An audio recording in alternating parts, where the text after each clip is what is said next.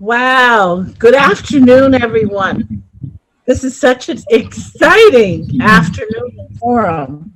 My name is Lynn Jones, and I'm humbled and honored to have the role of moderator and host of today's event. I should add to that timekeeper for today's event. So I'd like to welcome you to the Black, Indigenous, People of Color, or what we've known as BIPOC Roundtable discussion. This discussion is hosted by the Blue Nose Ability Arts and Film Festival. That's the Blue Nose Ability Arts and Film Festival. They're really committed to offering a festival that is accessible to everyone. As a disability organization and arts festival, BAF, or that's how the acronym that we use, is committed to expanding the accessibility of arts in our community year-round and offering really, really high-quality, accessible events. The programs and services are provided in a manner that it respects the dignity and independence of all people. They continue to pursue partnerships and diverse community groups from the LGBTQ, Black and Indigenous communities to develop programming and events that better serve people from all parts of our community. And I think it's really important to note here is the organization sees this work is a work in progress.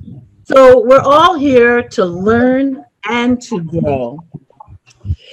BAF stands with protesters across Canada, in the United States, and across the globe, demanding an end to police brutality and racism, and acknowledges the deep and powerful challenges faced by the Black community in Nova Scotia and around the world. Black Lives Matter. We also recognize the intersectionality that artists with disabilities who are Black, Indigenous, and people of color, and what they face on a daily basis, and are honored to host today's event. Today, wow, I know you can't wait. Today, we're going to hear from our local BIPOC artist living with disabilities, and we're going to have an open conversation with the experience of being an artist in 2020 and through a global pandemic. So we're going to look at both of those areas, disability and pandemic at the same time. And it's going to be a really honest conversation. At this time, we'd like to give special thanks to our partner, Shelley Fashion. He's from Emerging Lens Cultural Film Festival and has helped to curate the group of individuals joining us today. Now, anyone that knows the name Shelley Fashion knows how connected she is and how eager she is to help wherever she can. So this is a big shout out to Shelley Fashion. See the heads nodding. In terms of our land acknowledgements, we couldn't begin without acknowledging Africa, her land and her people as the mother of all creation and human life. Even though Africa has suffered untold and unacknowledged miseries, she continues to ascend. Africa and her people demand reparations for such atrocities as the transatlantic slave trade, slavery, colonialism, imperialism, and continued global anti-Black racism. The event tonight is taking place on unceded, unsurrendered Mi'kmaq territory, governed by the Peace and Friendship Treaties of 1752. That's a long time. The colonization of indigenous lands, ongoing displacement, death of resources has always been accompanied by narratives that frame indigenous people as primitive, as entitled and lazy, and as criminal. We acknowledge the role these narratives have played and continue to play in harming Indigenous people. And this afternoon, we call upon everyone, as discussed in the Truth and Reconciliation recommendations, to be guided by Indigenous people and communities in telling their story. So we thank the Mi'kmaq people for allowing us to be on this land and to hold this wonderful event at this time. So, without further ado, and I know you've been waiting for it, I would like to introduce our panelists for this afternoon. Following the introduction of the panelists, they will be sharing some questions and areas that I'm sure you have questions about. And then they will go into, now one of the panelists has said, Lynn, it's called popcorn style. So we're going into we're not going to eat the popcorn, but we are going to be answering questions as we feel moved to share with our audience. After which we will end with some closing remarks, and also with those closing remarks, the many thank yous that need to be offered for us being able to do that. So, panelists, are you ready? Now, come on now. Ready. We're ready. I'm ready. We're all ready. So let me begin. We're so happy you're with us today and agreeing to do this, to introduce the panelists. And you can just do a little wave to the audience when I say your names. Meghan Sivani, who pronouns are she, her, is a multidisciplinary musician, sound recording tech, music producer, and disability justice advocate, raised in North End, Halifax. After over a decade of living and working in Montreal, she left us. She suffered a life-changing, disabling injury that left her unable to walk and forced her return to Nova Scotia. We're glad she's here, where she has made significant progress in rehabilitation. Give your big wave, Meghan, your royal wave. Thank you so much. Maje is a hip-hop artist hailing from the community called East Preston, and we all know about the Prestons and the fact that it's the largest Black community in all of Canada.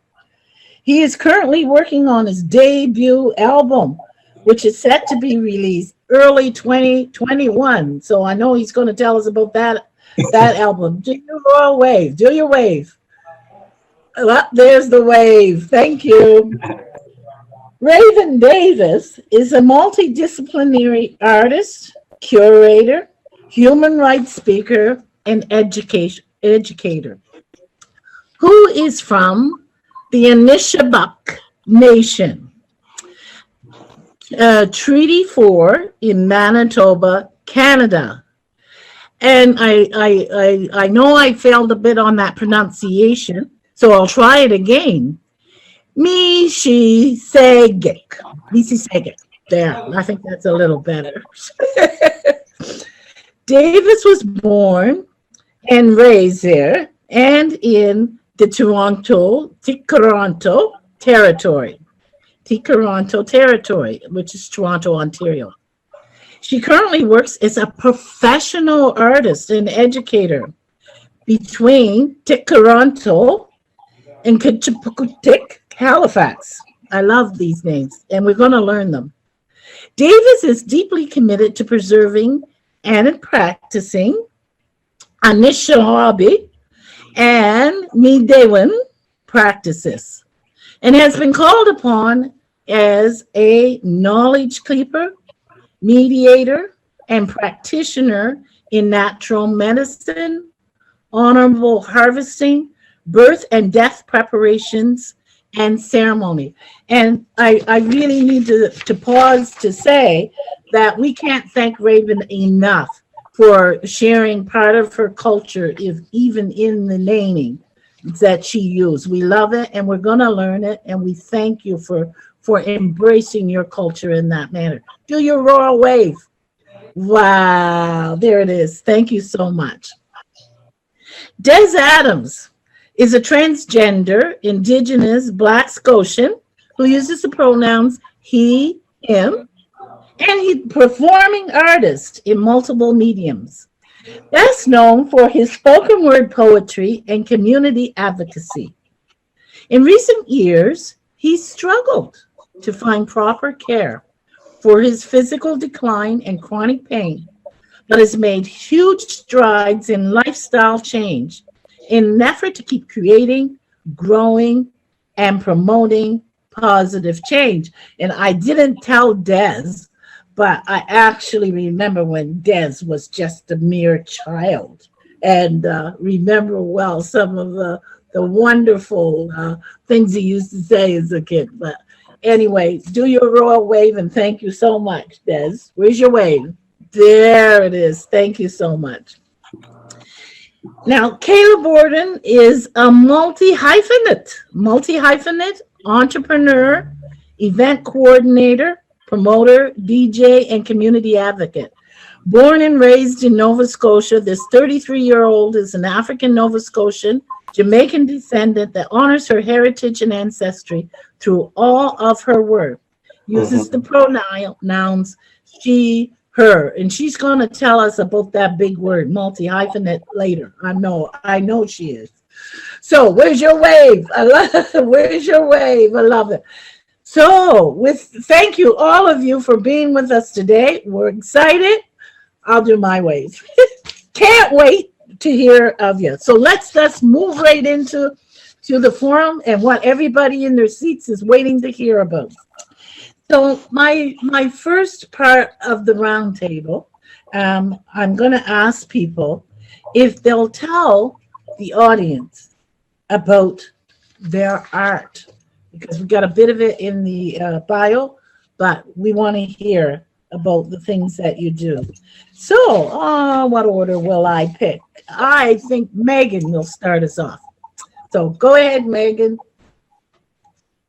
Hi, excuse me. Okay, so mindful of the time, I am a musician / recording tech, live sound, audio engineering, just a general audio nerd. And my practice has changed so much since my injury, so I haven't quite found my groove yet, but predominantly I write songs. I'm a songwriter. And I really love experimenting with sound, textures, just creating, like looking for new ways to create sound and to make songs, as opposed to, staying stagnant in my previous ways, as sort of maybe just with the piano and guitar. And I have a lot of different music, projects. The one I focus on the most right now is to sort of kind of go deeper into like my ancestral history. My mom is an Indo-East African, came to Nova Scotia in the 70s. And as like a member of diaspora, East Africa, but as an Indian, it's hard to explain to people that don't know that background. But yeah, I listen to a lot of Hindustani classical music, Bollywood, 70s, 60s, 70s, 80s, like very much my era. And yeah, so I guess I just make music. And I also do workshops, sound, live audio 101 kind of thing, and disability justice workshops, which is a topic that I'm very passionate about and still learning about as I live it. Wow. Thank you for sharing that. Megan, I was thinking as you were talking, wow, there's an intersectionality there, if there ever was one. And I see the smiles from some people there. like all of these different areas, songwriting and creating sounds and playing sounds all together. Like, that's a lot. So you said I just make music, but I think you're underestimating. So you might want to change how you give that. You don't just make music. You're fabulous work there. So I thank you. So moving on, we go into Maje. Can you share with us? Where is there you are. Tell us about your. Yeah, a songwriter. I've been a songwriter for almost 2 decades now. Ever since I was a kid. Yeah. So basically, when I was a kid, I was like, rappers are the coolest people on earth. So I made up my mind that that's what I was going to do. I started writing every day, constantly. Yeah, that's what I do. I write songs, but I've always been good with like writing, period. So like English class, like reading, writing, essays, anything, storytelling. So along with hip hop, I do also spoken word. I started writing a book. So like anything that has to do with words, like that's my thing. I'm a sucker for puns. I just love words, like, and like the placement of them and like sentences and like songwriting. Like I'm obsessed with that stuff. So yeah, I say hip hop artist, but I mean, I'd like to dabble in like anything as far as like writing goes. So yeah, writing is my jazz. Maje, you look too young to be doing all of these different things, and you're talking about starting way back in the '60s, probably. Wow, that is so fantastic. I was thinking when I was young, our biggest thing with words was supercalifragilisticexpialidocious. but you've got everything all wrapped up. So yeah, that's absolutely fabulous. Thank you so much for sharing. Next is Raven. You're on, Raven. Hey, thank you, Lynn, and thank you so much for that really heartfelt land acknowledgement that you did earlier. Appreciate that. So yeah, this is like the worst part. I'm not a big fan of talking about myself. It's hard to do. But I'll begin by talking about when I first started making art, and that was with my mother. And she used to work with clay, and she was a drawer. She was a drafts person. She'd make the most incredible Halloween outfits. She was a taker of the land, a harvester. So I spent a lot of time with her out growing things and harvesting things. And so, yeah, just really developed a passion for art at a very young age and continued to do some stuff. I was born and raised in Toronto. I moved to Toronto, to Cape Breton Island, to Sydney for, I think, about 14 years and have been down here in Halifax for almost 8. And, there's a big period of my time where I didn't do any art because I was raising these 3 incredible humans that I have, my 3 boys. And so a lot of that time was focused and prioritized on them. And I realized, how much I missed making art and painting and having the time to like sit down at the kitchen table and maybe create something undisturbed for an hour or 2. And so, yeah, I just, started picking it up again as I got older. And I did a lot of like kids programming with art. I was, when I first started in therapy, it is actually directly related to my disability. It was when I was about 7 or 8 years old, and they did art therapy with me. And I remember how much I just loved doing that. And then as I got older, relating art as a form of healing and a tool as restoration to continue our practice, even with the trials and tribulations we've been dealt with in our life. So, you know, my disability is a part of my art, and my art's a part of my disability, and it's all interconnected. And because I've had this from a very young age, it's like entwined in everything I do. So yeah, just really grateful to be here with all of you. I'm so pleased and so honored to be with you all. And I just look forward till tonight. Miigwech. Wow. Thank you so much for sharing that, Raven. I neglected to say the pronouns they, them. And even in our introductions, you can see all of the different ways that people come to their art. So Raven really shared. You got me when you said your mom. I mean, that's it. Okay, she likes her mom, and she respects her mom, and her mom is part of where she's going with her art. That's all. You don't have to say anything else. So I think it talks about, it speaks to how our family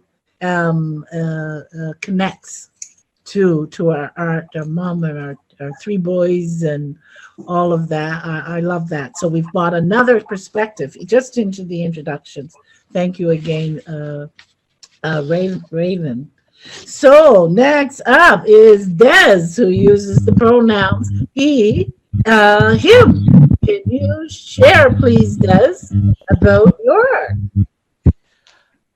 art? Yeah, so I guess to start off, I need to say that a lot of my artistic journey really started in performing arts in general. I had been in multiple film and theater productions over the past 20 years or so, on and off, and was just raised in theater and media and multimedias. So I was always around that.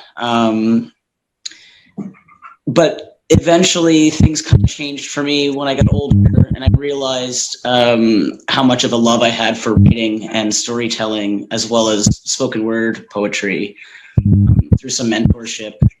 And since then, I've stuck with it.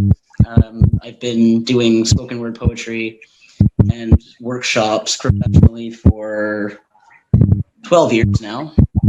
And yeah, it's been really rewarding. I've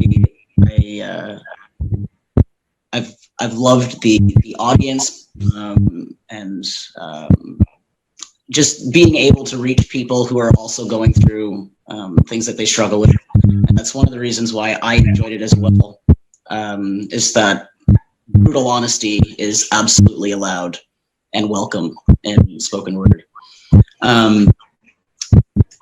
Yeah, that's pretty much it. I do all kinds of other stuff, but I don't want to take up the time. That's pretty much where my niche is at the moment.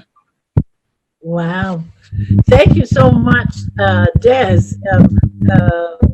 On this panel, I've had the privilege actually of knowing you, which I mentioned to the panelists, for a very long time, since you were really young. And I think you've been on the stage since you've been born, because I remember when you were really young, reciting poetry on stages with hundreds of people in the audience. So we're really looking forward to further sharing that you have around your poetry and your spoken word as a part of that. And also, because I know it mentioned, your community advocacy, because somehow we think that art belongs in some corner, and that what we do in our community is somewhere else, and in actual fact, we can. So I thank you. And last but not least, by any way stretch, we have Kayla. So Kayla uses the pronouns she, her, and you're on. Kayla can't wait. I can see that. Tell us about her art. Come on, Kayla, do it. Yeah, my art. I guess my art is more like organizing and showcasing people's talent here in Atlantic Canada. Thing is, ever since I was 4 years old, I realized how much love I have for music. I love every aspect of it. I feel like growing up, I was always exposed to music from my family. And I think it was like junior high school was when I started writing. I used to write songs, or I guess raps and stuff like that. And then I realized that there is like a lot of talent here in Nova Scotia. And I kind of like took more side of the business side of things to get more exposure for artists here in Atlantic Canada. And I love showing and sharing music with people when I DJ. So I love sharing my culture through that. Wow. Thank you, Kayla. I as you were speaking, I was thinking, because you're actually the first one that mentions really about really pulling in the cultural aspect of your art and how it's there's not a separation between your culture and your art. So I know we're all in that situation. So I thank you very much. Listen, this audience is still stuck on your bio that says you are a multi-hyphenate. And I think they deserve to know exactly what that is. So can you tell the audience what that is? Yeah, most definitely. I'm a multi-hyphenate, means someone that does multiple things. So like I've dabbled in a lot of different, I guess, roles in the industry. I did everything from promoting, event managing, and I did a lot.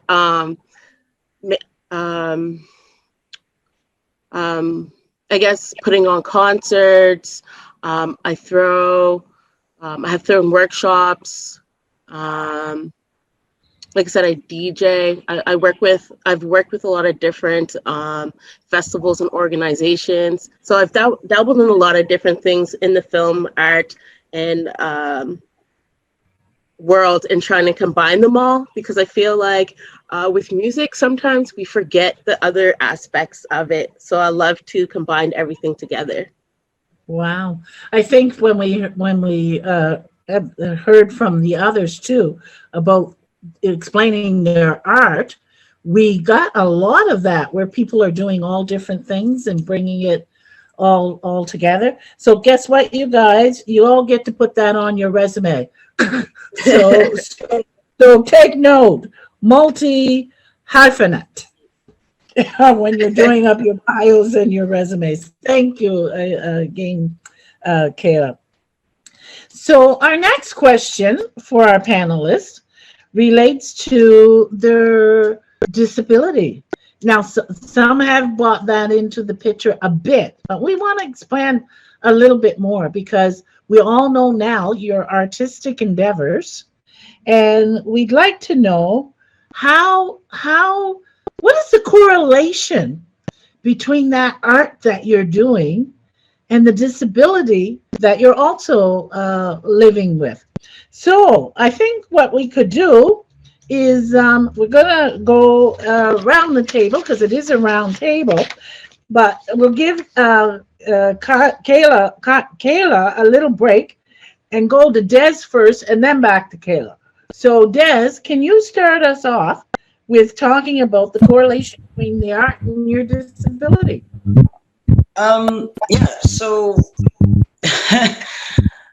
as a multi-hyphenate, I love it. I used to actually be a dog trainer and groomer for a little longer than I was actually doing spoken word, probably since I was about 16. I'm 31 now. And as a result of that, I ended up with carpal tunnel syndrome in both my hands. So my hands had not allowed me to do a lot of the work that I used to do. And other disorders have been building over time. So I'm really now leaning on my creative work. At this point, I've established my name well enough that people will call me to things such as this panel, or doing workshops or consultations, etc. So I'm really leaning on that. Also, something that's really changed recently for me is that I left the city. Had a hard time accessing care, even though where I live now there aren't doctors. But at this point it was re-traumatizing, going into a number of spaces, and my condition is also worsened by stress. So I've moved away. I'm now in Dean County and living on a farm with my partner and 2 wonderful little boys. Farm stay-at-home dad has taken over.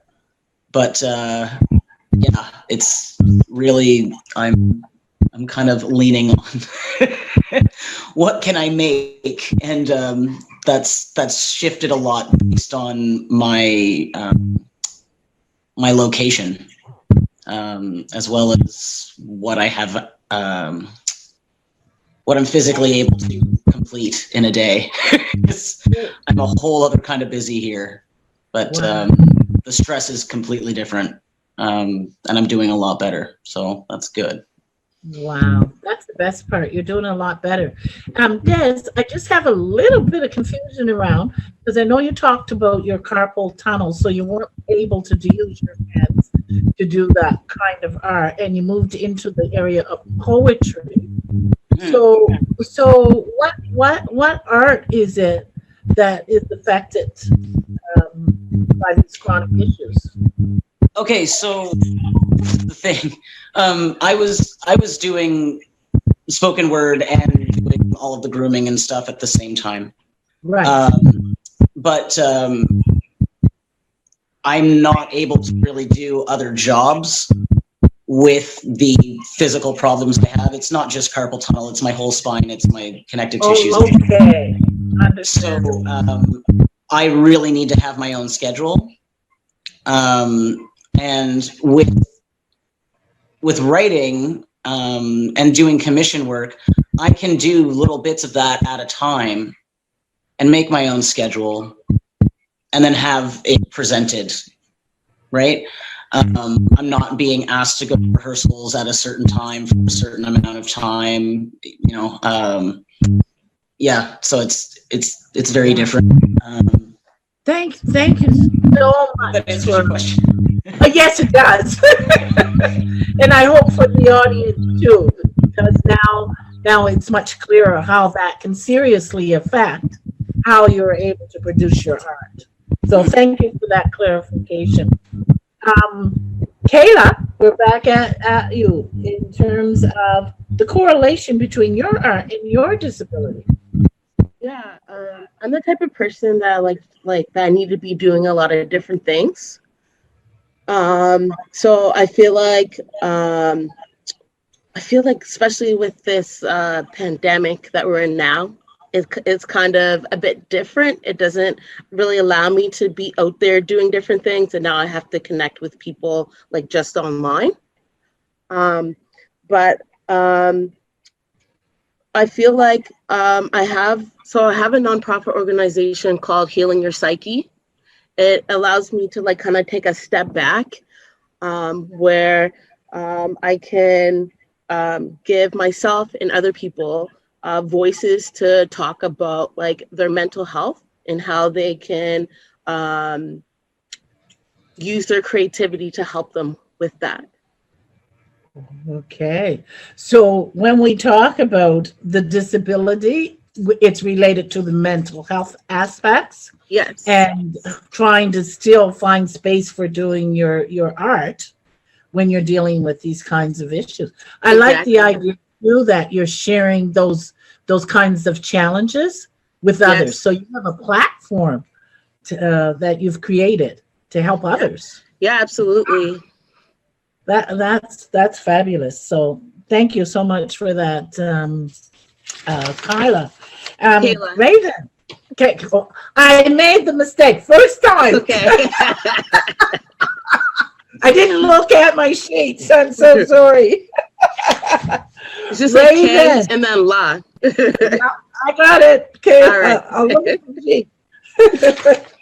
Okay, Raven, please, can you help us in terms of, and you talked about it just a little bit, but I think that what you have to share is so critical in terms of people understanding they still can do art with these kinds of disabilities. So yeah, share your correlation between art and disability.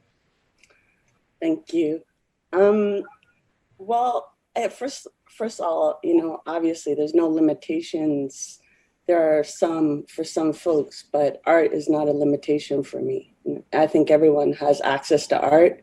Doesn't matter, who you are, how you identify. Even the people that, when I do workshops around art and they're like, well, I can only draw stick figures. But, then it turns out to be this incredible black and white inked drawing, that is just has so much depth. And they don't really relate to it as art. And I think for some time, it was really hard for me to identify as being an artist. I felt it very pretentious when I first started to say I'm an artist as like a profession. And I think even though art has been around me and my family in my life, I think because it was so embodied in different areas of my childhood, such as spending time on the land, such as praying, such as dancing, that it didn't seem separate, like, this was a separate job. It was just something that we always did. So I thought that was quite beautiful. And I think, now and continuing to use art as a form of healing, but having a practice that's embodied with the earth. So when I'm out fishing, I'm creating. When I'm out on the land harvesting berries, whatever, quills, I'm creating art. And I think that there's no separation between being in the studio and being on the land. For me, it's just embodied in what I hope everything I do, which is also my relationships with others as a community builder and facilitator, how I love working with our communities here. I've worked with Kayla, which has been pretty special. And, I've had a lot of really beautiful opportunities to cross collaborate. And that just fills me with so much joy, so much satisfaction to work with community. So, and my relationship to my kids, my relationship to my partner and wife, my relationship to my family. It's all part of my art practice. And for me to feel good about creating work, those areas, really, I need to feel a good balance in. Because when stuff happens, such as the pandemic or, people getting sick or violence or trauma, it really kind of puts up those periods of time where I have troubles creating. So, accessibility is important to me for people to understand that, I don't have even really good website. I can barely keep up with Instagram. Like, my kids want me to go on Snapchat and I'm like, stop it with these things. And I'm trying to figure out, you know, all these platforms to kind of promote myself. And I'm already, you know, kind of, yeah, I still question, you know, what are artists, what are curators, what is this identification, you know, and so, yeah, relating it back to cultural knowledge, relating it back to the land has given me the confidence to talk about my art in this way. So, Wow. thanks, everyone. Thank you, Raven. I can really relate to when people almost want you to take a sword and cut yourself up and think that this part of you goes over in one corner and this part in the other when they can't be separated. So I like how you've really grounded yourself in that thought that no, this is the whole me, all of these things together. Like how when I talked to Dez earlier, I think that it would be really important to give me and the audience a really a good sense about how the disability part is that what exactly, how do you describe your disability in terms of doing this artwork? Because I got a good sense about the relationship with one, but what is that? How do you frame your disability? Well, I don't really frame it, you know, because it's not something that I was raised to be okay with. It was something that was used against me in the courts. So in terms of framing it, it's not a question of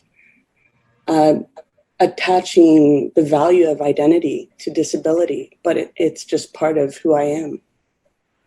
And so I just really, you know, commend everyone again for being on this Zoom and being just dropping into like absolute vulnerability. And, you know, if it was with other folks, I may not feel as comfortable. But, you know, knowing all of you and speaking to all of you, I know that we're all holding each other in these conversations, and the complexities of being public around disability, which carries so much stigma. And, you know, people, yeah, question the exact same thing. And for me, framing disability, it's kind of like asking a trans person to identify what's in their pants. I don't do it. It's part of their identity. They can relate to it in different ways at different times. And I just think it's important to acknowledge that. So thank you. You know, that is so really important. And it tells us how important this forum is, because it's a learning and a growing experience. So it puts us in a really safe environment to be able to put it on the table. Like you've said, this is not how I describe myself. And we have to be really conscious about what is important, even to the individual, in terms of how we describe, how we picture, or what questions we ask. So I can't thank you enough for your honesty and in allowing us this learning and development experience. So thank you. Thank you. Our next person is Raven, right? If I got it right. I mean, we did Raven. So the next one is Maje. Maje, can you talk about your relationship to disability, the correlation between the art and the disability?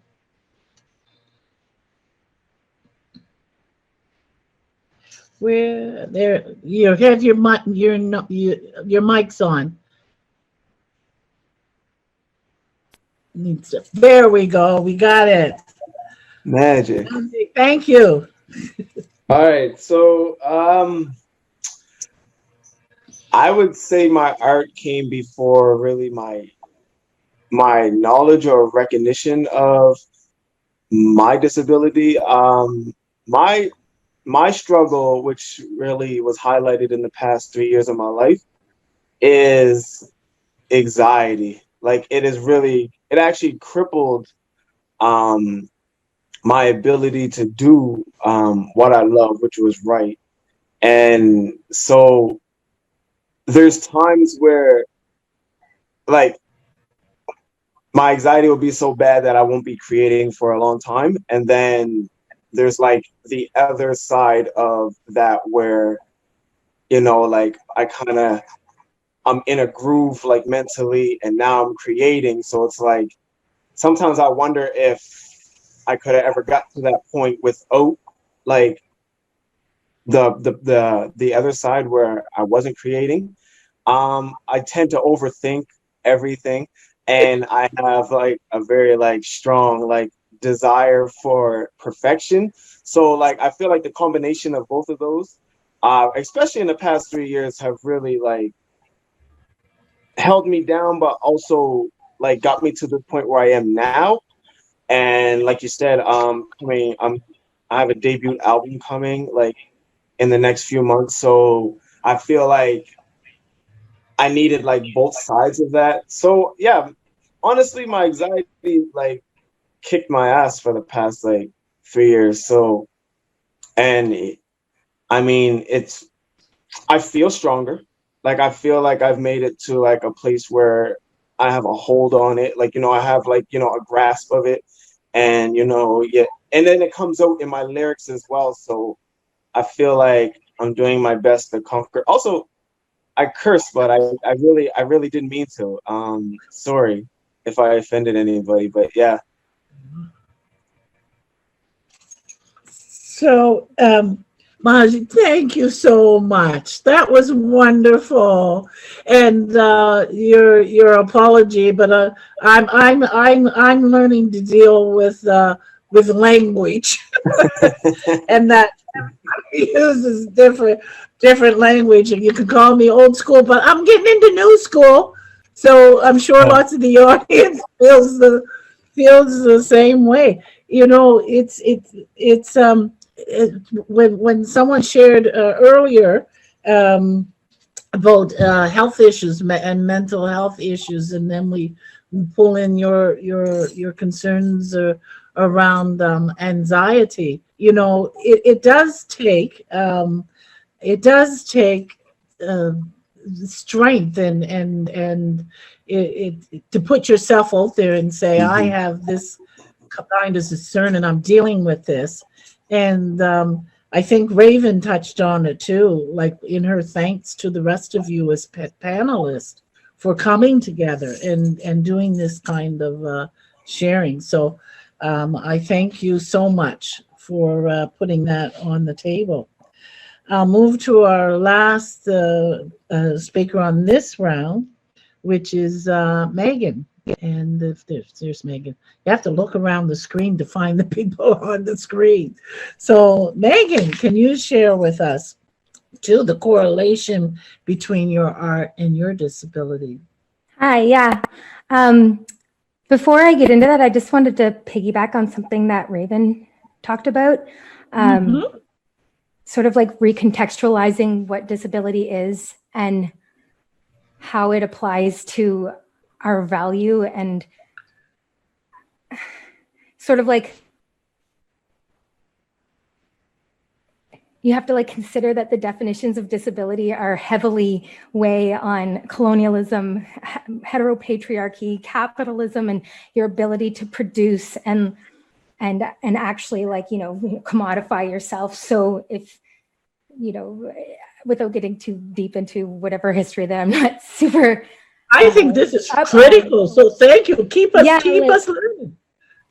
Like in pre-colonial contact eras, their disability was not even really much of a word. Like it wasn't looked at in the same way. There was value, intrinsic value in humans, and everyone, it wasn't based on what you had to offer in terms of like, just because you can't like go physically out, for example, and collect food for your family. There's other ways that you can care. Just your existence matters. And why, as much as I do like to, or I'm working towards openly talking about my experience with disability, I think it's important to acknowledge that we don't owe anyone explanations of how we experience the world, sort of like as this lens. I do choose to identify as disabled only because I feel forced to, in terms of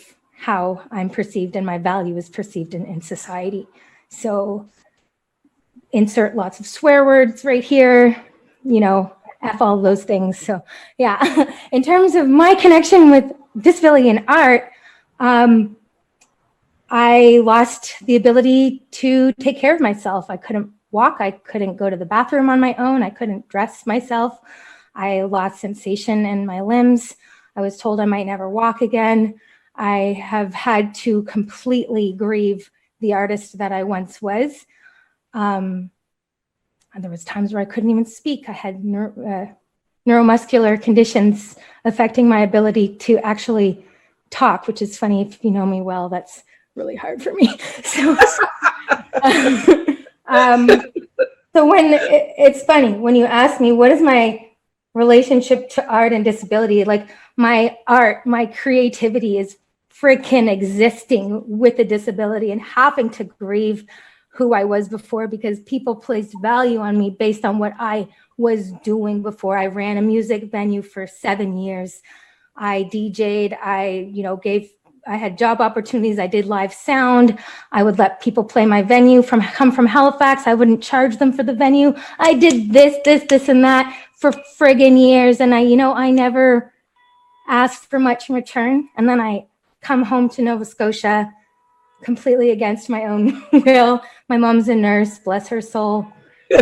She came to Montreal, took care of me till I was well enough to come back home. And that's sort of when I realized like a lot of the creativity comes from, like I couldn't do my music. I couldn't play drums. I couldn't hold even a coffee mug in my hand for like a year. I had to use styrofoam cups. I couldn't lift anything. Couldn't move my head left or right, up or down. I was completely stuck in one spot. So you might hear a lot of anger in my voice right now, because that's the grief that still exists, even though I have made significant progress and I feel good about the future. I have to work full-time on rehabilitation. So I don't actually have time to do my art as much as I'd like to. So I have dissolved that boundary, and my art is my existence. I know that sounds like I'm not trying to be all hoity-toity. I didn't go to art school. I didn't even finish high school. But like, and then being completely denied access to art spaces. And you know what? Art spaces that I helped create. That blew my mind. I couldn't do stairs. I couldn't go anywhere. And the first time I did anything in Nova Scotia was actually Kayla working with you on the START Festival. And I can remember how scared I was to share my access needs. And, I'm just going to totally side note and not talk about my art. I'm going to talk about like the desperate need for accessibility to be considered not just as a single issue and not as like a rights-based issue, like within the law. And, because disability rights only cover, it's very white-centered. It's extremely based on, are you a documented citizen? Are you incarcerated? What rights do you actually have? Which is why disability justice is something that I have been focusing more on, and understanding ableism in its current context by dismantling definitions of disability. I could probably ramble on and on, so I want to stop and give time to stop because I won't stop. Meghan, your sharing was phenomenal. Jazz hands. Absolutely phenomenal, because for you to, because we did a little bit in the opening, but actually to have a working knowledge about colonialism, patriotism, all of these intersections that we don't often talk about in terms of disabilities. We can talk about it, about, for example, being denied racism, which we're going to get into, and those kinds of things. But whoever talks about it in terms of how it affects us in the disability world. So that is a conversation, like you have said, deserves its own roundtable. In Yeah, I terms can't of talk about myself and art without so you did it for us. how it has impacted me, and fighting to retain that label. And is it because I can't produce anymore? I unable to financially profit from my art and my technological skills, etc. And so you've actually provided the segue into our final two areas. So we won't do the round table going around. This is where who called it popcorn? Which one of you named it as popcorn? Since where we do our popcorn. Popcorn style. So the segue into the popcorn style has been provided. So I kind of changed up a little bit based on your conversations, and I think that's good because we're all learning and growing. So how we might move into the final two, we put the final two questions, kind of put them together, and feel free to just jump in what you want to share about that, because we are in pandemic times, and I'm sure that in these times that it's made our artwork look a little bit different, or share it a little bit differently. But also in those pandemic times is what resources do we need to operate? So we're talking about pandemic, we're talking about resources, how we resource our art, and this the word that I think I've only heard once in the panel, but we can't have. Come on now, we can't have people who are indigenous, who are Black, people of color, do a panel and not address that elephant in the room, which is racism.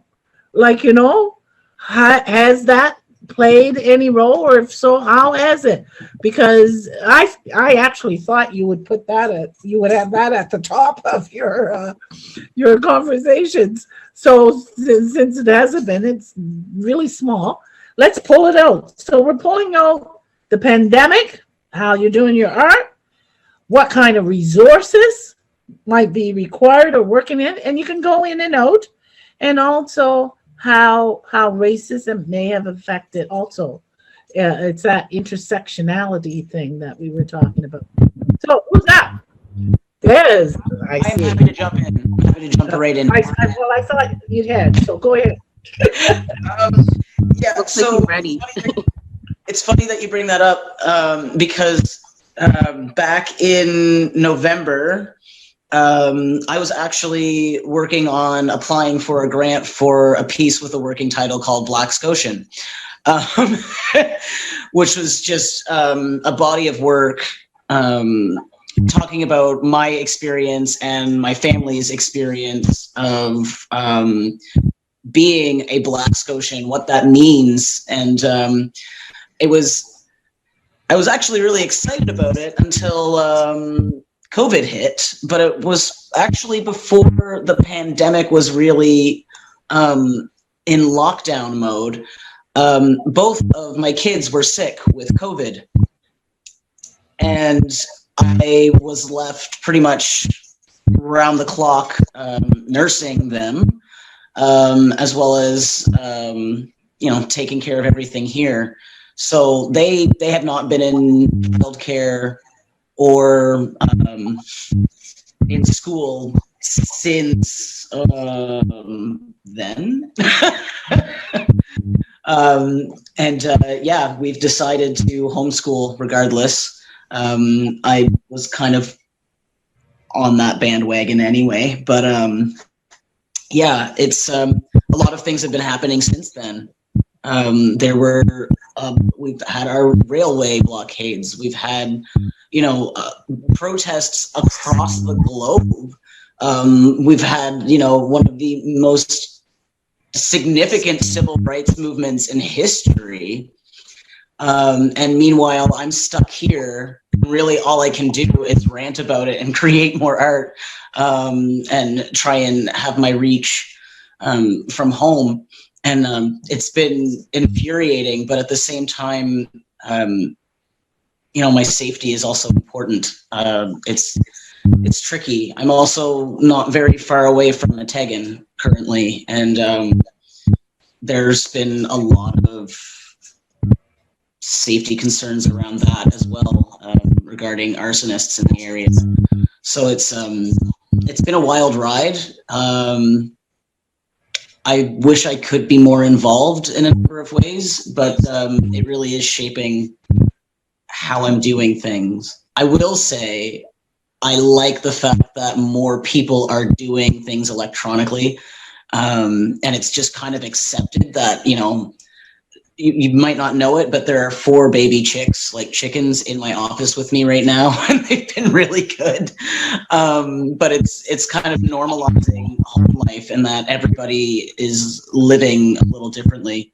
I wish we had that pre-pandemic, but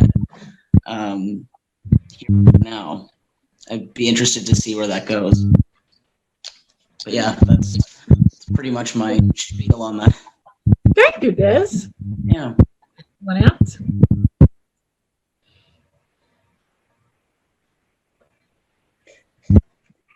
I told you this would happen. I was gonna say, Maje looks like he's ready to talk anyways. He looked like he was ready to jump in. Whatever. The pandemic really worked. Like, being an artist in the pandemic was kind of tough. I think I seen both sides of it. So the beginning, it was super tough and confusing, and then like halfway through it, I just I kind of got into a groove. I say halfway through, we're still in it, but like the second half of this year, I kind of got into a groove and was just like, well, this is the norm right now, and just try to find a way to adapt, because it's affecting my livelihood as an artist, and just as a person, I'm very confused and uncomfortable, and I feel like even more shackled because I had lots of like things lined up. I was supposed to travel, so it was kind of like just accepting like this kind of like, and also just changing your perspective on it. Like, everything stopped. Like, like that is literally essentially what my mind wants, like for things to pause so I could kind of collect my thoughts. So I kind of just, changed my perspective on it. So yeah, the beginning was super hard. And then the second half, like, of this year, just kind of got into a groove, figuring out who I was, like, as an artist, and like in a pandemic, in a world where like nothing's moving, and like things are being canceled and whatnot. So yeah, that's that. You said something about racism. Oh yeah, racism. I will say this, as an artist like Maje in Nova Scotia, I get super tokenized a lot, based off the fact that I would say the kind of music I made, like I won a songwriting competition a few years ago, and I wrote a song about Viola Desmond and her social movement and whatnot. And ever since then, it just seems like every year white people want to check off that box by me performing that song. So I kind of took the paychecks. I was like, I'll take the money.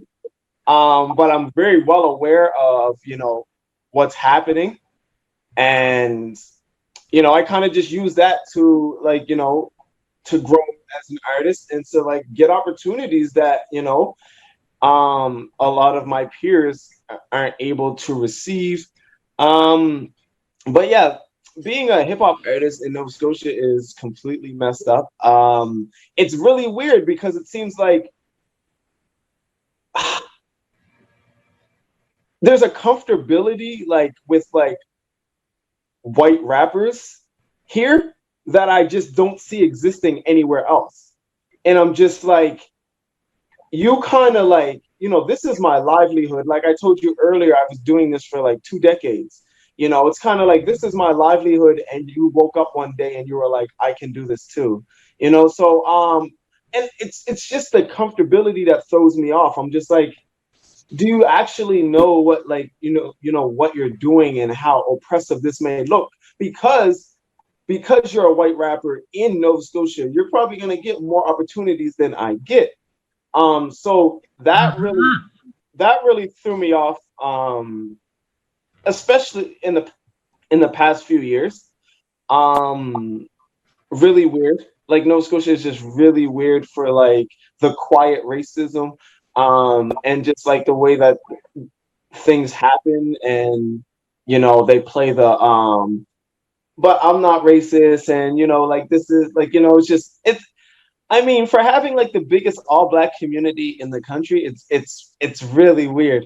So dealing with that, I think has affected my art, both negatively and positively. And yeah, I don't know if there was any other questions that I didn't answer, but I just really wanted to express that in Nova Scotia, or in predominantly white, communities and provinces, Black people get tokenized all the time. The good Black people get tokenized all the time. The Black people that they don't see as Black, or they're the polite Black people. Yeah.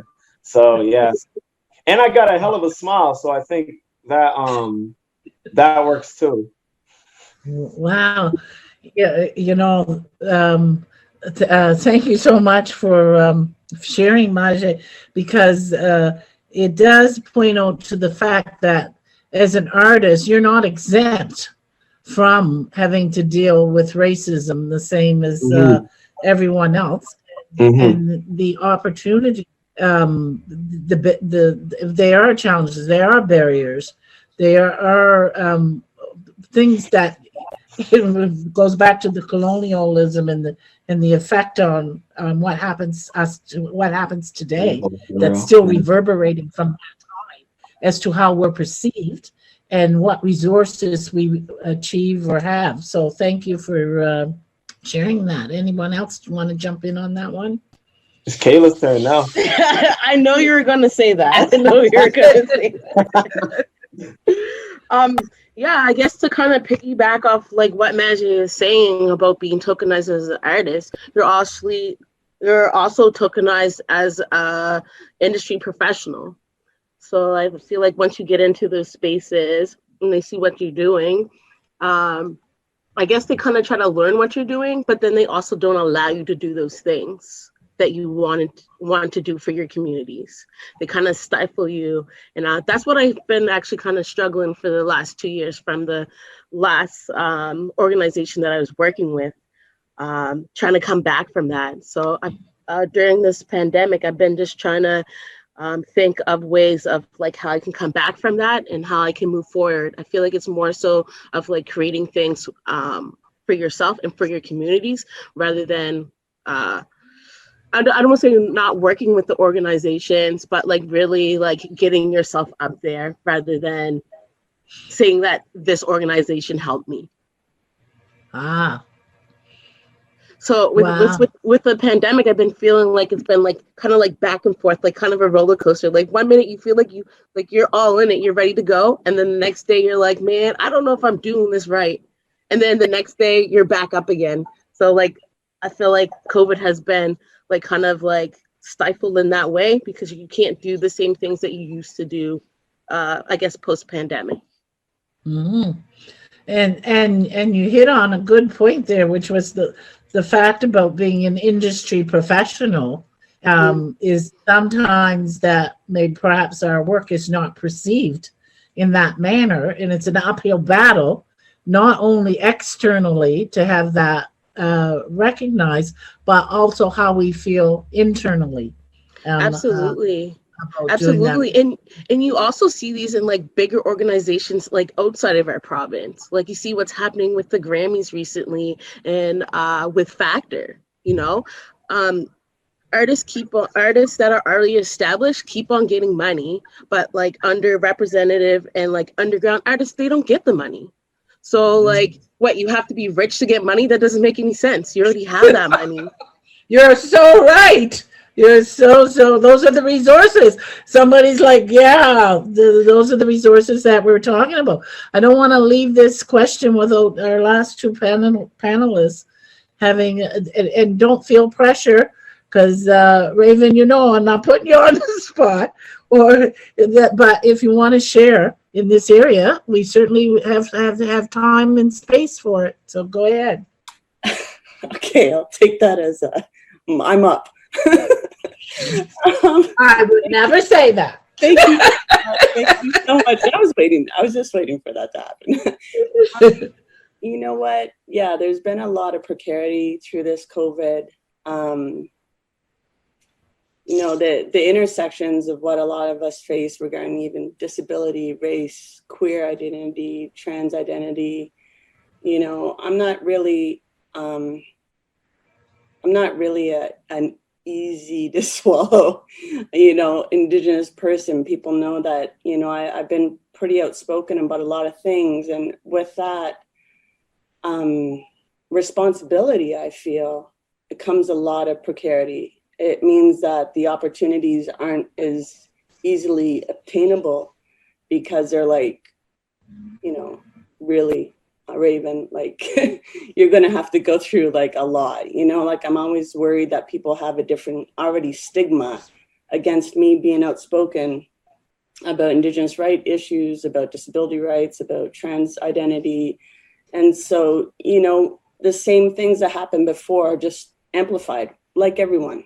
They're just amplified now. So we dealt with racism before, it's just amplified now, you know, and yeah, so, you know, opportunities, that's been hard. It's been interesting kind of sinking in back into like, I'm home all the time, which is a very familiar place for me as like a primary caregiver for many years to my kids. So I've found like my body's remembering this motherhood, this nurturing component. So for the first like whole bunch of months, I was just like in the kitchen, I was cooking, I was cleaning, like every day for like hours. And I didn't get a lot of work done, but I also felt like that was my role at that time, just to care for my family so that they're healthy during this pandemic. So, you know, trying to find my way, not only through like society and opportunity, but just again, back to centering myself and figuring out what I need going forward in the next, you know, 13 lunar cycles. And yeah, all the same things, like I said, have just been amplified. You know, there's still like pretty heavy police surveillance on my street very often, you know. What they're doing here, who knows, you know, but if I put on my phone and I see HRM, you know, police on my phone, I know that they're accessing Wi-Fi within the city block, you know, like those things that just make you kind of uncomfortable. And, you know, when the pandemic first hit, like even my kids, you know, just like approached on the street by police asking, you know, are you brothers? You know, do you live in the same household? That kind of stuff. And, you know, this is the same thing that we dealt with before. You know, Black and Indigenous people at the root of this oppression and, you know, all the other things, disability, how you're presenting, you know, it's what's happened down in Sulnerville, like what's happened in Wet'suwet'en territory, like at the beginning of this with the the blockades, and then all of a sudden Canada puts down their foot, the rule of law, and just sends like this huge wave of crushingness, like thinking about our futures, thinking about our rights. What's happened here in Nova Scotia with Mi'kmaq Nation and the commercial fishermen, and the racism, the hate, the violence, and how it's been accepted. Yeah. How it's been tolerated. Mm-hmm. How we've had an election, mayor election, now there's 3 premiers, up at the post. Like, who's talking about Mi'kmaq rights here? Who's talking about, the Treaty Truck House in Windsor, water in Bumladeck, We are on of him. like all the things, So it's kind of hard. Like, sometimes I wish I could just paint a picture, maybe on my coffee cup. Something super basic, something that would give me pleasure and joy. And what has happened is I feel just a sense of urgency to get this system out of my body through my art. It's like it's my only access. Like a relief. Because there isn't support for mental health for POC in this province. Sure. We're here. Well, yes, as a community, but I mean, like, people in our healthcare systems, when we're fighting for pain management, just to, like Dez said, trying to be, hi, I'm in a lot of pain. Like, oh, well, really, how much pain? Like, I've been to doctors where they're like, oh, you have back pain? Oh, well, maybe you need a better bra.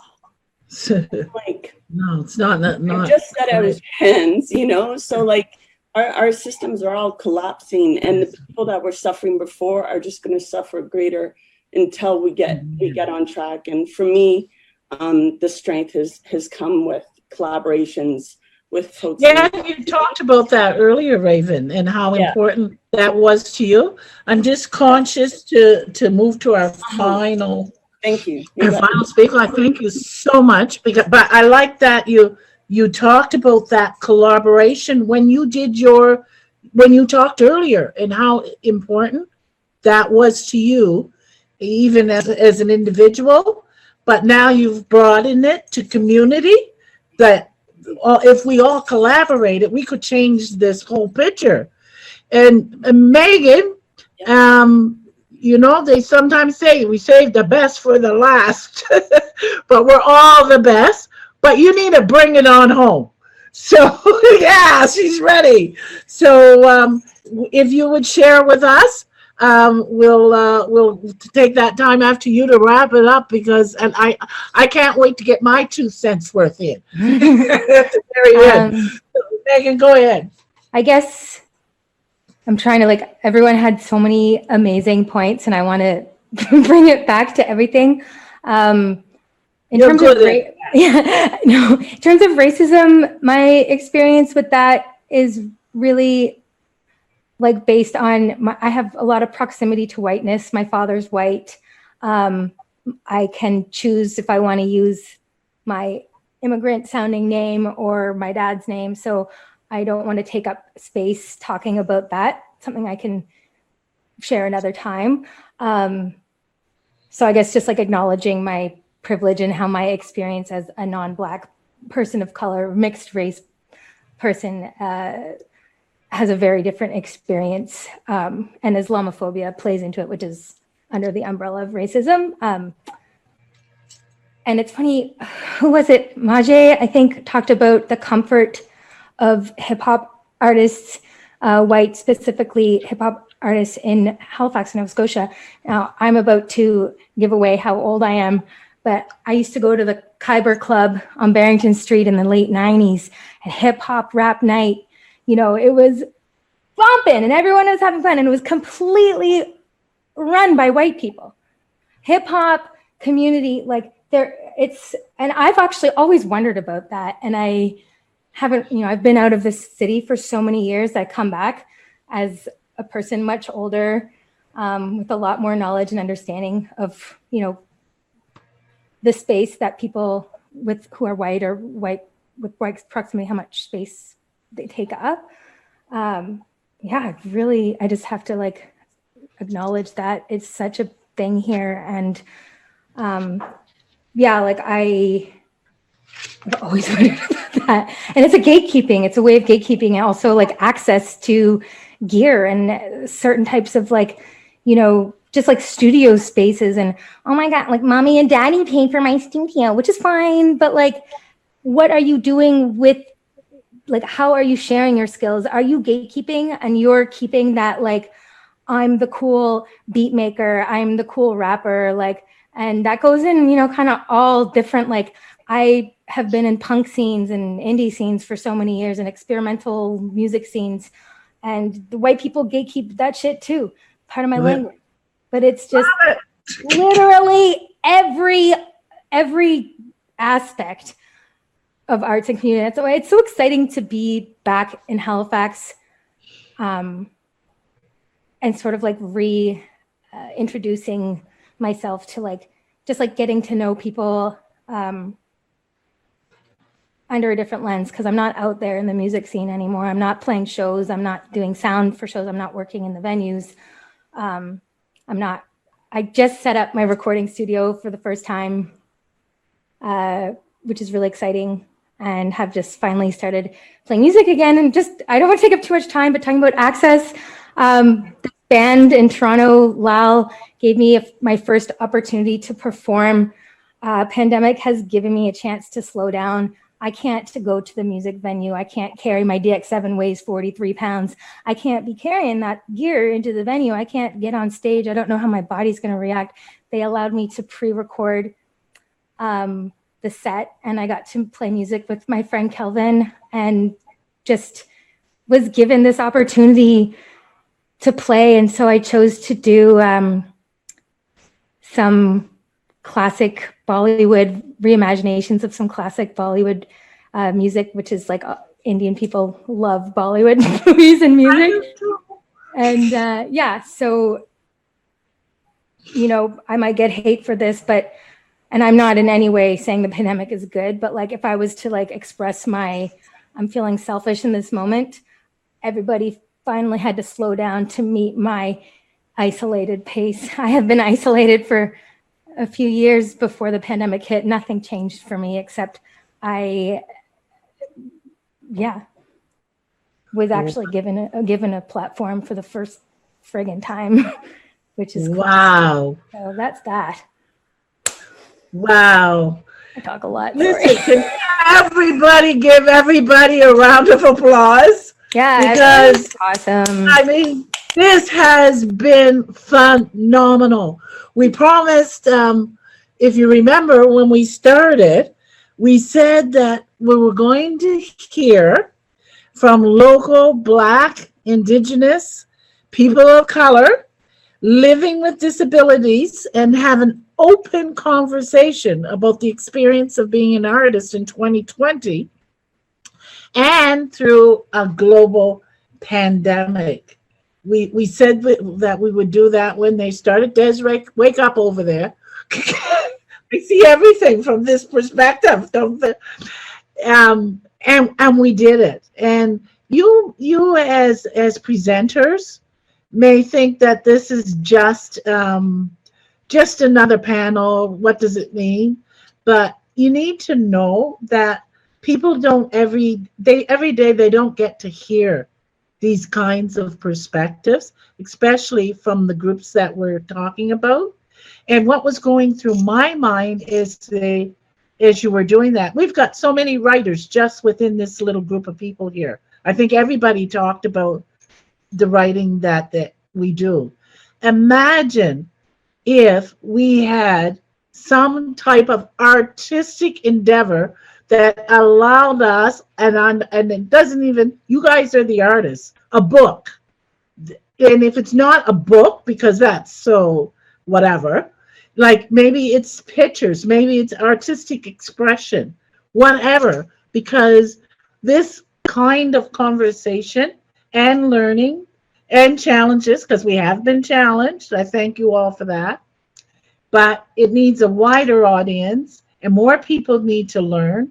and we need to be able to access more of those resources that you're talking about. I really hate to end this forum because I feel like it's hard to believe we went through over an hour and a half, but it's just so many more conversations that needed to be drawn from what you all have shared. I can't thank you enough on behalf too of the organization, which is the Blue Nose Ability Arts and Film Festival. I was told when we started that they see this is the highlight. Imagine, you guys, you're in the limelight, the highlight of the whole festival. They recognize it wasn't something ordinary. They want to do better. They know they're not there, and this is just the beginning. So on that note, I'll sign off. I thank you, and I honor you, and I'm humbled to be a part of the team today. So goodbye. Thank you. Namaste.